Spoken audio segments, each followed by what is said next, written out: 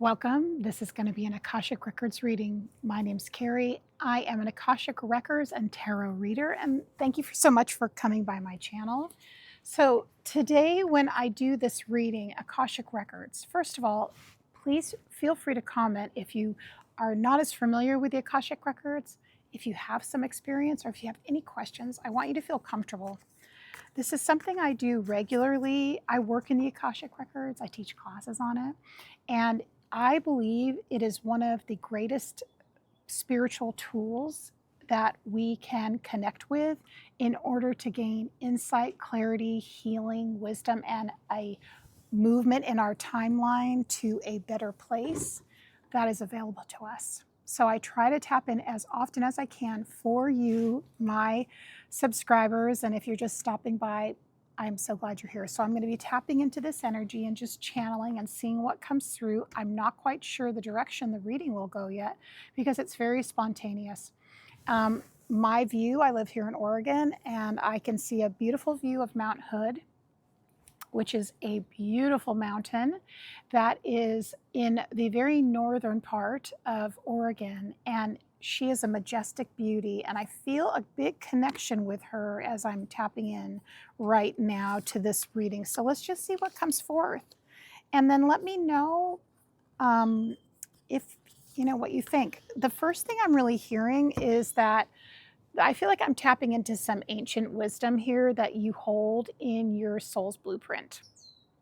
And I can feel this a lot, very aligned in with your purpose, your throat chakra, which is expression, and you coming into direct alignment with your purpose, your place, and what you have going on right now in this moment in your life.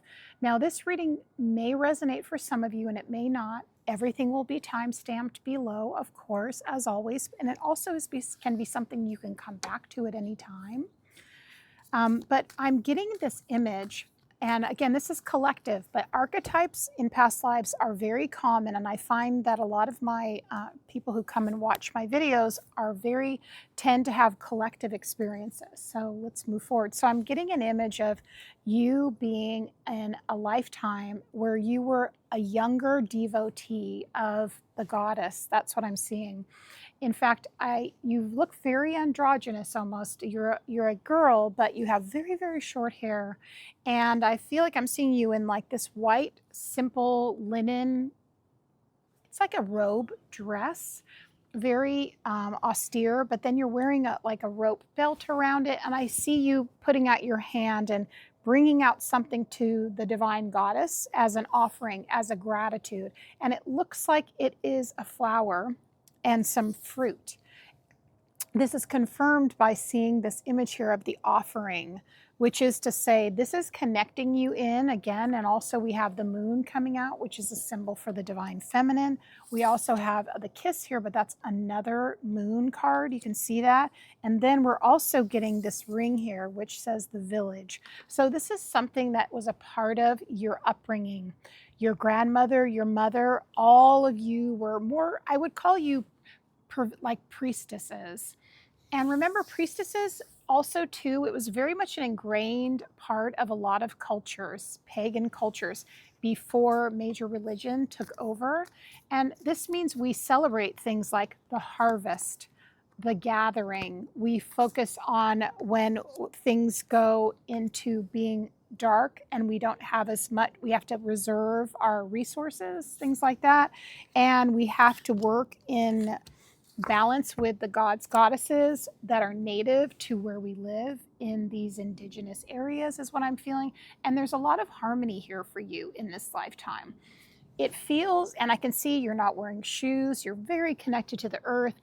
I am seeing you literally going in and taking this container and getting water from the stream, coming back. There's an open fire, and there's a sense of place for you here in this lifetime. There's a sense of purpose. There's a sense of meaning, and it wasn't false. It was very authentic, and it feels like it's just part of your bones, part of your blood, part of who you are. It's literally a part of who you are. But one of the reasons this lifetime is coming up right now for you specifically from the records is that you have been feeling so disconnected, your soul has, from that part of you, which feels that your spirituality should be really integrated into your life in a simplistic way, not in an abstract way, not in a way that feels as though you have to go into a building and listen to someone talk about what they believe and study something. It feels like what you're wanting is for something to flow and feel very natural, and as though it's just an intimate part of your everyday life. And I love this symbol of the swan here, the lover, and because first of all, the symbol of the swan is swans are first of all beautiful and they mate for life. But also if you look at the symbol of mating with something, pairing with something for an entire lifetime, I feel like this is the symbol of you pairing with your divine feminine, your divine masculine, and with your spirituality in your everyday life in an easy way. It does feel like there has been a disconnection from that, is what I'm getting. Also, it feels like in your village, though, something was introduced which feels as though it was foreign, and I haven't got a sense of the timeline yet, but it feels like someone came in from outside and introduced something, almost like something medicinal, and in order to produce certain results. That's what I'm seeing. I see a man coming in and introducing something. And what it looks like is some kind of an oil, some kind of an herb, and it could even be like a hallucinogenic is what I'm seeing. And what happened is people began to ingest it and thinking that it would be something that would help them enhance, similar to what people are doing now with like ayahuasca or psilocybin, and integrating those things. And you felt intuitively like you didn't want to do this. There was something I'm hearing fundamentally wrong with you. Felt, I don't need to do that. I already see, I already sense, I already feel, I already connect. It was like it was meant to be like an ancient part of a ritual. That's what I'm getting, like during a certain time of year. But intuitively felt like this is the wrong thing. There's something significant about that. Yeah, we're even getting like the temple card. This is very specific to this past life. The other thing I'm hearing here is that you did have, there was a ceremony, which was really a part of your culture. Remember, this is not uncommon, but you saw the reaction that a lot of people were having to introducing this, ingesting this, and you felt as though it took them to a darker place. And even though you were younger, like 13, you knew, I don't need to have these things in order to have this experience. Things should be simpler is what I'm hearing. Things should be easier. So let's bring on some more cards and get some more interest. And why is this coming up? I always like to know. Seven of Wands, that makes a lot of sense. Knight of Wands, that also is very clear. The Moon card. And the Emperor. So again, remember we had this masculine, right, who came in and said, this is a good idea. Try this, like a priest. It's almost like I feel like he could have been a druid priest. That's what I'm hearing. A druid priest, which is saying, try this. This is something we're doing. It happened even then. But intuitively, you said, no, this is not what I want to do. Seven of Wands. I need to brace myself and understand this is not the latest, greatest thing. This is something that could be, intuitively you knew your body would not do well with it. And then we have the Knight of Wands here. And if you know the Knight of Wands, that's impulsive energy. It means we should just do this. Don't even think about it. You resisted that and said, no, I'm going to trust my intuition. Again, we have the Moon card. You weren't sure what the outcome would be, but you felt as though it was just not a good idea. Something wrong.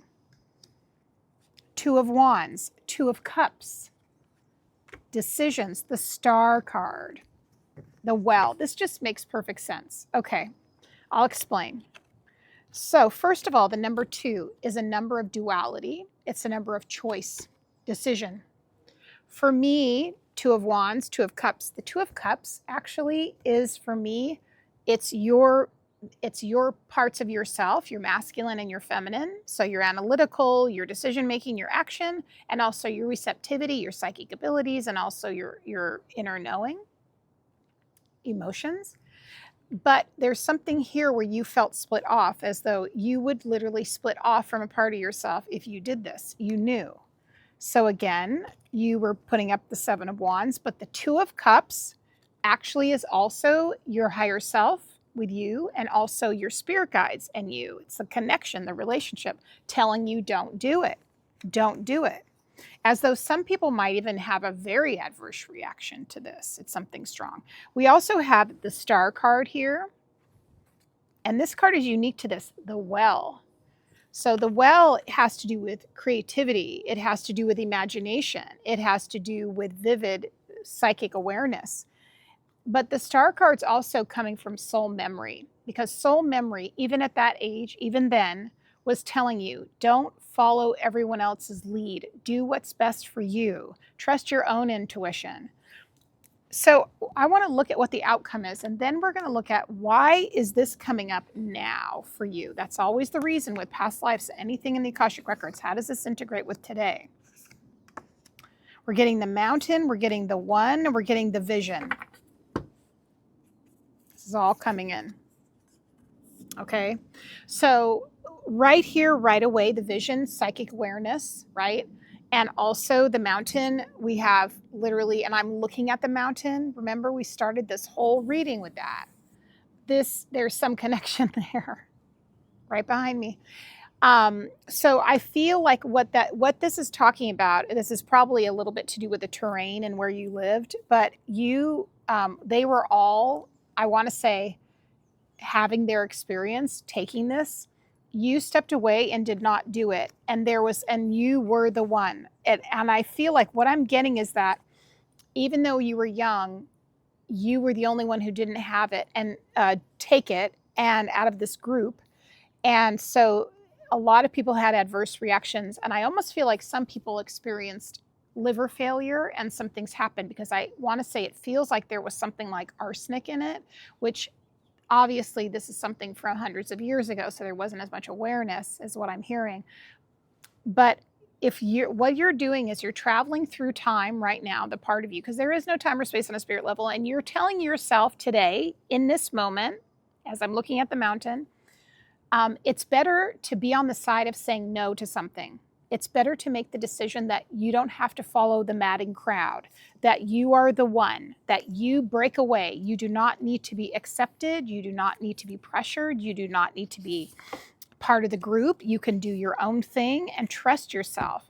The concern for you, I think, is that you'll be left out in the cold and you won't be able to have the type of comfort and support you've had in the past. But I want to say what I'm sensing here from this is that you got a lot of respect for saying no. Let's see what the final card is here. This is really great. Eight of Pentacles, that is one of the best cards for staying focused on your mission, realizing what you were meant to do. And it doesn't matter what age you are, is what I'm getting. So you might, for me, you are considered an old soul. You might even be younger right now, but you're getting the wisdom when no one else is getting it. Trust what you are receiving. Trust what you are receiving. That's really what I'm getting. Oh, it's amazing. Let me know in the comments if this makes sense. Also, be sure, if you're interested in the Akashic Records, I have something for you. First of all, I have a free guide you can grab, which teaches you to go into the Akashic Records on your own. But second of all, I also have a meditation, which I'll link here, which is you having the experience of going into your own records. I'm going to be doing a lot of education about this, teaching you all about working in the Akashic Records. And if you're interested in getting a longer private reading, feel free to check out my offers. All are in the link in my profile. I will see you on the next video.